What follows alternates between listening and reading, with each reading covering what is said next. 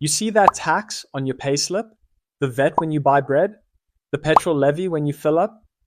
Thanks. That's my lifestyle budget. I don't steal it by robbing a bank. I steal it with meetings, contracts, and signatures. And the best part?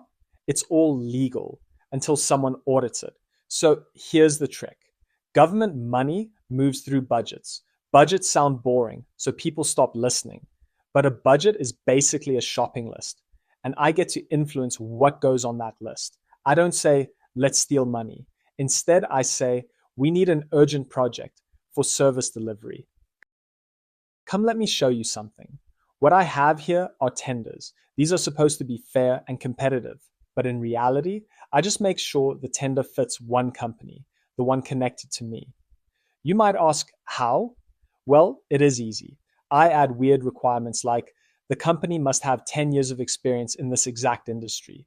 I then shorten deadlines so only insiders know in time, and then I write specs that match the equipment my guy already has. Pretty clever, right? Okay, let me show you something else. Let's say a department needs laptops for schools, some high school in the township, and let's say the real world price for each laptop is 8,000 Rand. What I will do is I will rig the laptop prices for the tender to be 20,000 Rand each. Same laptop, different invoice. That extra money doesn't vanish. It becomes consulting fees, project management, middlemen, facilitation. Then my people pay me back, quietly. My favorite contracts are the ones you can't measure easily. A road project? Perfect. We patch 2 potholes, take photos, and call it phase 1 completed. Then we invoice for phase 2. But phase 2 never comes because of budget constraints. But here's the thing, the payment schedule still runs because my buddy signs off the milestone. It's like paying someone to paint your house. They paint one wall, then send you an invoice for completed property enhancement. It sounds like a game, but it is what me and my corrupt friends do.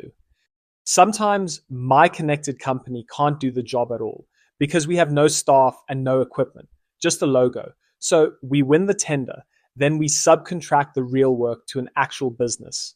But we keep a big cut for managing the contract. So the tax money pays the real contractor who does the work, and my company who does nothing at all.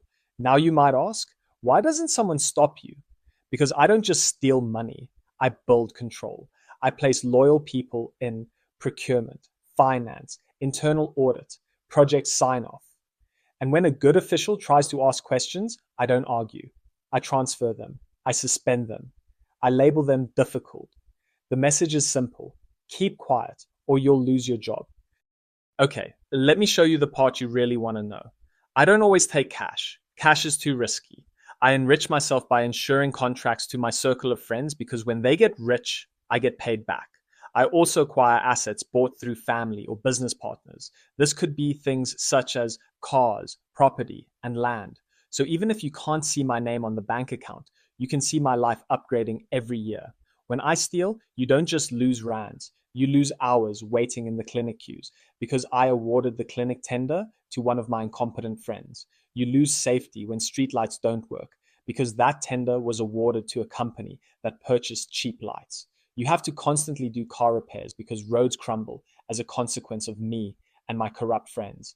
It is a circus, but we have convinced ourselves that this is our way to survive.